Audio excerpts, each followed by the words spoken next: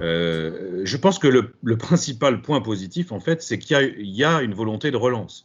Parce qu'il ne faut quand même pas oublier que pendant des années, même des décennies, la simple évocation d'un plan de relance de type keynésien au niveau européen suscitait des cris d'orfraie de la plupart des dirigeants, et je ne parle même pas de la Commission européenne, qui n'avaient à la bouche que les mots que nous connaissons, rigueur, austérité, orthodoxie budgétaire.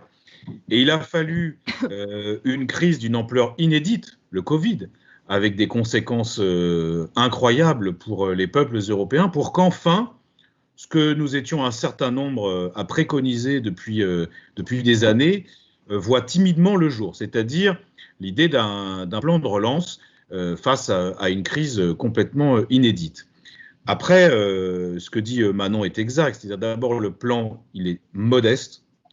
Je crois qu'on n'insiste pas assez là-dessus, mais évidemment 700 milliards, ça peut paraître énorme, même si c'est que la moitié de subventions, le reste de prêts.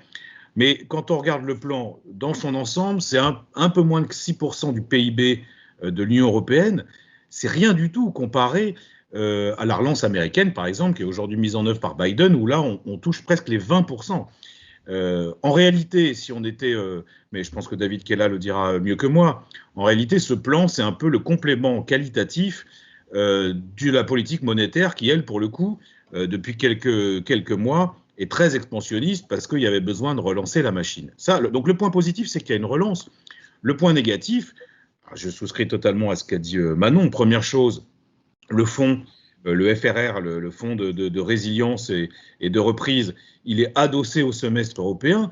Et le semestre européen, c'est précisément les recommandations qu'on fait aux États pour être toujours plus rigoureux en matière de retraite, en matière d'assurance chômage, en matière d'assurance sociale. Et donc, il y a une contradiction finalement dans les termes, puisque à la fois on accélère et en même temps on appuie sur le frein.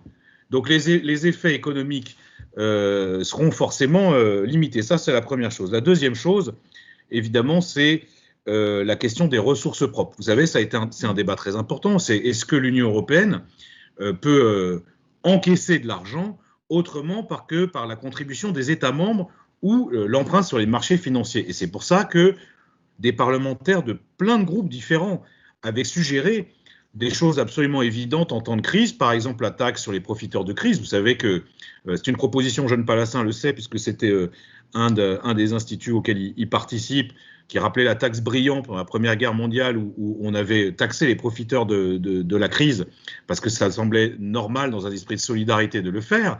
Il y avait la taxe sur les GAFAM, annoncée à grand renfort de publicité, notamment par le gouvernement français. Elle est gelée.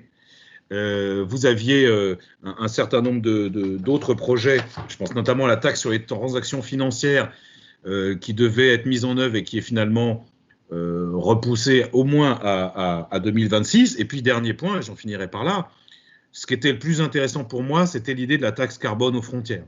C'est-à-dire à la fois protéger les entreprises européennes, les territoires, les savoir-faire, et en même temps être dans une vraie démarche de transition environnementale.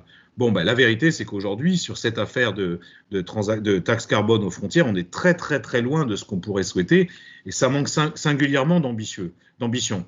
Donc, le point positif, c'est que, si vous voulez, dans la bataille idéologique, dans l'hégémonie culturelle européenne, c'est en train de bouger.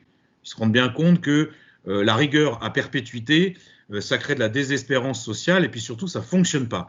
Mais en même temps, les modalités, le calendrier, l'agenda, Manon a eu raison de dire, la lenteur du décaissement fait qu'on est très loin de ce qu'on pourrait souhaiter pour l'Europe et pour notre pays.